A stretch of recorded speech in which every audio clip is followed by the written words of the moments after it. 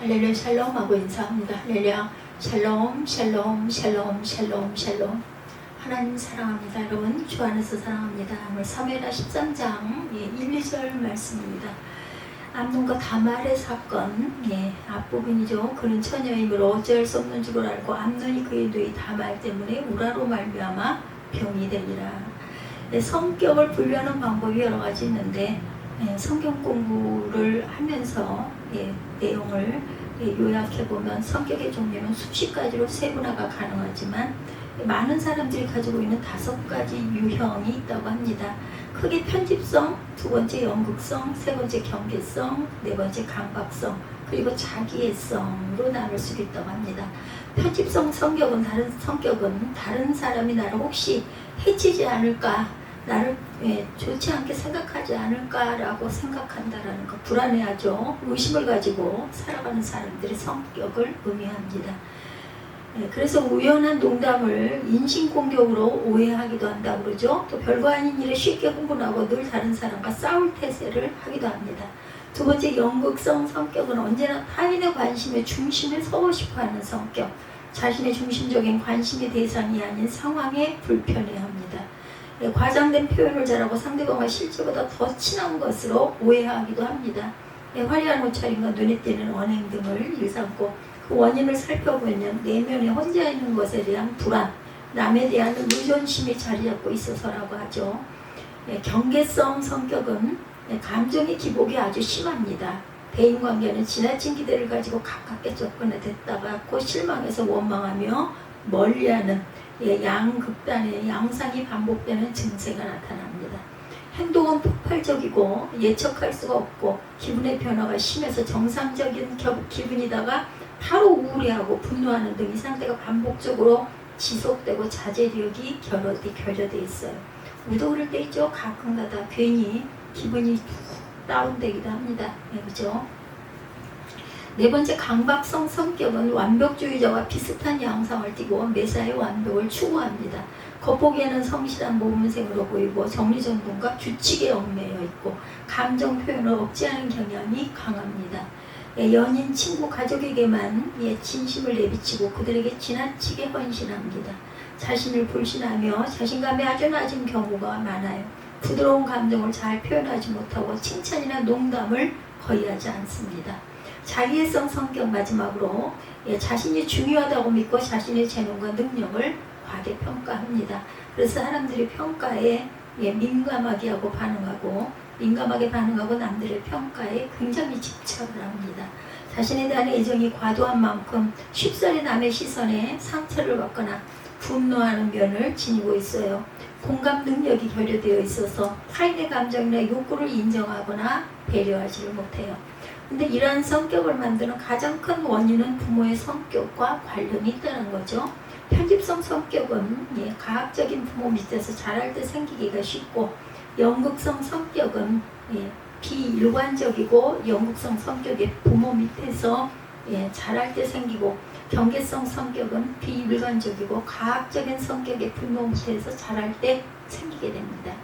경박성 성격은 과잉 통제하거나 강압적인 부모 밑에서 자라면 생기고 자기애성 성격은 과잉 보호하거나 너무나 큰 기대를 거는 부모 밑에서 자랄 때 생기기 쉽다고 합니다. 저와 여러분의 성격에는 어떤 특징들이 있는지 한번 돌아봅니다. 물론 모든 사람들이 한 가지 성격만 갖고 있다기보다는 여러 가지가 복합적으로 섞여 있을 수가 있어요. 저도 바라보니까 몇 가지가 섞여 있기도 하네요. 그런데 중요한 것은 어릴 때 부모의 성격이 어떠냐에 따라서 자녀의 성격에 커다란 영향을 준다는 거예요. 그리고 우리가 다윗의 가정 안에서 발생한 비극적인 일들을 살펴보았는데 다윗은 정치적으로, 군사적으로, 경제적으로 이스라엘이라는 한 나라를 훌륭하게 다스렸지만 자신의 가정을 다스리는 일에 있어서는 크게 실패한 모습들을 발견하게 됩니다.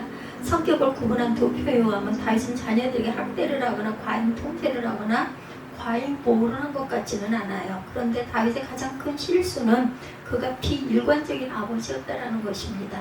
비일관적이라는 것은 부모와 자녀를 대하는 태도가 변덕이 심하고 일관성이 없다라는 것이죠. 좀 착한 일을 할 때는 칭찬을 하지 않고 정말 혼을 내야 할 때는 침묵하고 반대로 화를 내지 않아도 되는 상황에 갑자기 화를 내는 이런 경우들이 비일관적이라는 그런 성향입니다. 한마디로 브레이크를 밟아야 할 때 엑셀을 밟고 엑셀을 밟아야 할 때는 브레이크를 밟는 운전자와 같다고 보면 되겠죠. 비일관적인 부모 밑에서 자라는 자녀들의 고민은 도대체 어떻게 해야 부모를 기쁘게 할 수 있을지 알 수가 없다는 겁니다. 그런 일들이 지속되면 자녀들은 선과 악에 대한 기준이 모호하게 되고 악을 행하고도 죄책감을 느끼지 못하는 비양심적인 사람이 될 수 있다는 것. 먼저 다윗의 가족상을 봅니다. 다윗은 이스라엘의 통일왕이 되기 전에 6명의 아들들을 낳았어요. 그 이후 통일왕이 된 이후에 여러 아내들을 통해서 11명의 아들들을 더 낳은 것으로 기록되어 있습니다. 그럼 17명이죠. 그 중에 첫째 아들이 암논이고 셋째 아들이 압살롬이에요. 다른 대부분의 아들들의 생모가 다르죠. 당시 왕이 여러 명의 아내를 두는 것이 수치로 여겨지지 않는 시대였어요. 정치적으로 어떤 목적을 가지고 다른 나라의 왕과 정략결혼, 사돈지간을 맺기도 합니다. 신명기 17장 17절에 보면 왕이 여러 아내를 두는 것의 위험성을 이미 경고한 내용이 기록되어 있어요. 즉 다윗은 이미 자신의 욕망의 브레이크를 잘못 사용함으로 문제와 불행의 씨앗을 이미 심어두었다는 것을 알 수가 있습니다. 오늘 사무엘하 13장 1절에 그 후에 일이 있으니라 다윗의 아들 압살롬에게 아름다운 누이가 있으니 이름을 다말이라. 다윗의 다른 아들 암논이 그를 사랑하니 그는 처녀이므로 어찌할 수 없는 줄을 알고 암논이 그의 누이 다말 때문에 우라로 말미암아 병이 되니라 이렇게 증거되어 있습니다. 다윗의 셋째 아들인 압살롬에게 다말이라는 아름다운 누이가 있었던 거죠. 다윗의 장남인 암논이 자신의 그 이복 누이인 다말을 좋아하게 된 거예요. 결국 암논은 강교한 친구의 말을 듣고 아버지 다윗을 이용해서 이복 누이인 다말을 자기 집으로 오게 한 후에 성폭행을 하고 맙니다. 그리고 암논은 자신의 욕망을 채운 후에 다말을 쫓아내버려요. 이 일이 당연히 다윗의 귀에 들어가죠. 이때 아버지인 다윗의 반응이 어떠했는지 사무엘하 13장 21절에 다윗 왕이 이 모든 일을 듣고 심히 노하니라. 다윗은 너무나 화가 났어요. 자신의 자녀들 사이에 도저히 있어서는 안 될 일이 생기자 참을 수 없는 분노에 사로잡힙니다. 그러나 이제 감정의 브레이크를 밟고 침착하게 다음 행동을 취해야 했어요. 근데 다윗은 크게 화를 내는 결정적인 반응이 어떠한 조치도 어떠한 행동도 하지 않아요. 다윗은 암논이 행한 죄가 어떤 죄인지를 압니다. 신명기 17장 22절에 보면 그의 자매고 그의 아버지나 딸이나 어머니의 딸과 동침하는 자는 저주를 받을 것이라 할 것이요 모든 백성은 아멘 할지니라 이렇게 증거되어 있습니다. 다윗은 암논이 행한 죄는 근친 상간의 죄로 저주를 받아야 하는 큰 죄라는 사실을 알아요. 그런데도 다윗은 암논을 책망하거나 훈계하지 않습니다. 아마 다윗은 자신이 남의 아내를 빼앗았던 큰 죄를 지은 기억 때문에 아들을 혼내지 못하고 있었던 것은 아닐까.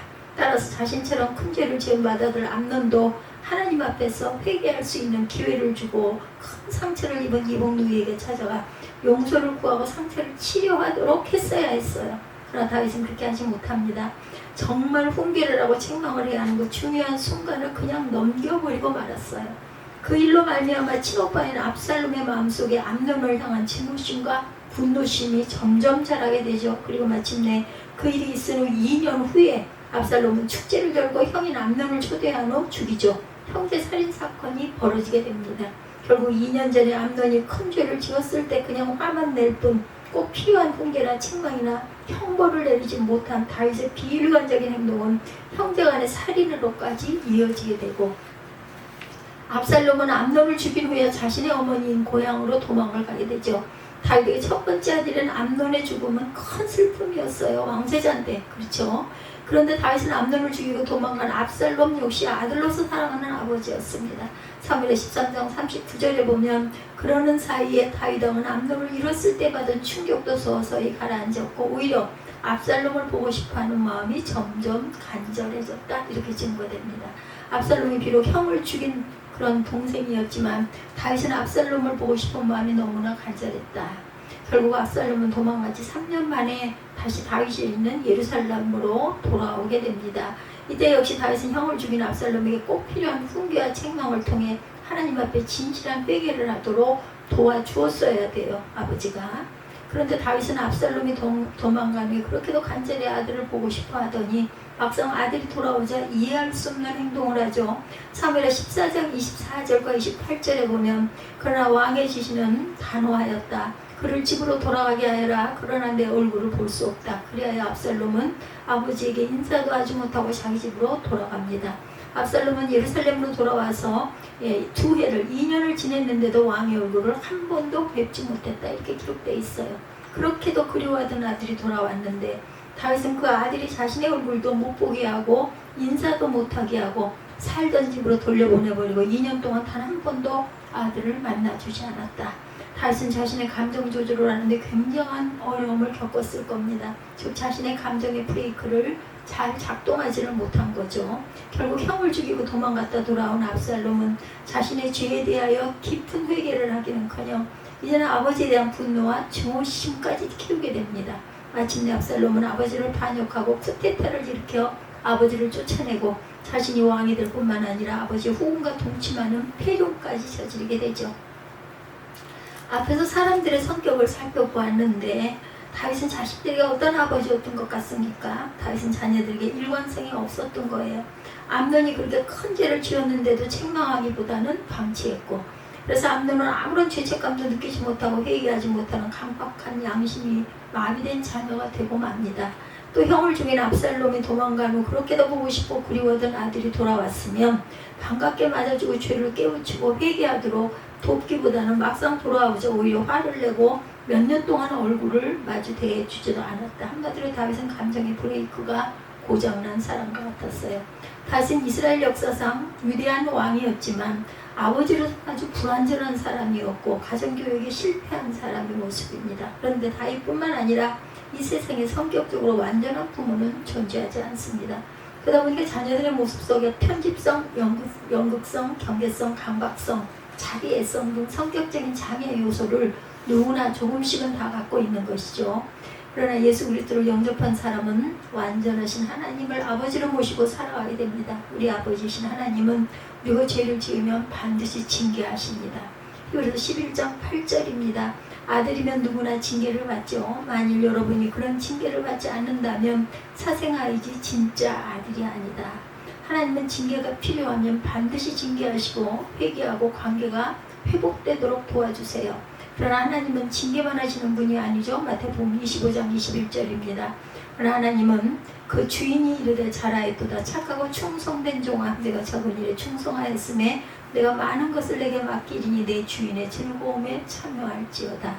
하나님은 우리가 아무리 작은 일이라도 충성되게 감당하면 아주 크게 칭찬하시고 즐거워하시는 분이다. 이런 하나님을 아버지로 모시고 살아가는 사람은 이런 아버지 하나님의 성품을 점점 닮아가게 되어 있다는 것. 그래서 자신의 감정의 브레이크를 정상적으로 작동할 수 있게 되는 거죠. 자녀를 기르는 부모님은 자녀에게 이러한 하나님 아버지의 모습을 보여주기 위해서 노력해야 합니다. 그래야 자녀들이 성격적으로 결함이 없는 성격을 소유할 수가 있죠. 이러한 노력은 가정에서 뿐만 아니라 교회 안에서도 직장 안에서도 있어야 된다. 우리는 사람들을 대할 때 항상 일관성 있도록 대하는 그런 태도를 가져야겠습니다. 즉 감정의 브레이크가 고장난 사람처럼 행동해서는 안 되겠다. 화를 낼 필요가 없는 사소한 일에 과도하게 흥분하거나 감정적이 되어서는 안 되겠다. 꼭 상대방이 정말 큰 실수를 했다고 생각되면 화부터 내기보다는 감정의 브레이크를 밟고 침착하게 관계를 다시 회복하려고 노력하는 성숙한 모습이 필요하다는 것. 이러한 모습이 하나님을 아버지로 모시고 사는 사람의 모습이고 그리스도를 믿고 영접한 사람의 모습이라는 것이죠. 우리 모두 완전하신 하나님을 아버지로 모시고 살아가는 형제자매로 우리의 기분과 감정이 좌우되지 않고 신실하고 변함없으신 하나님 아버지를 본받아 서로 형제를 섬기고 사랑하는 복된 삶을 살아가는 저와 여러분이 되시기를 주님의 이름으로 축복합니다.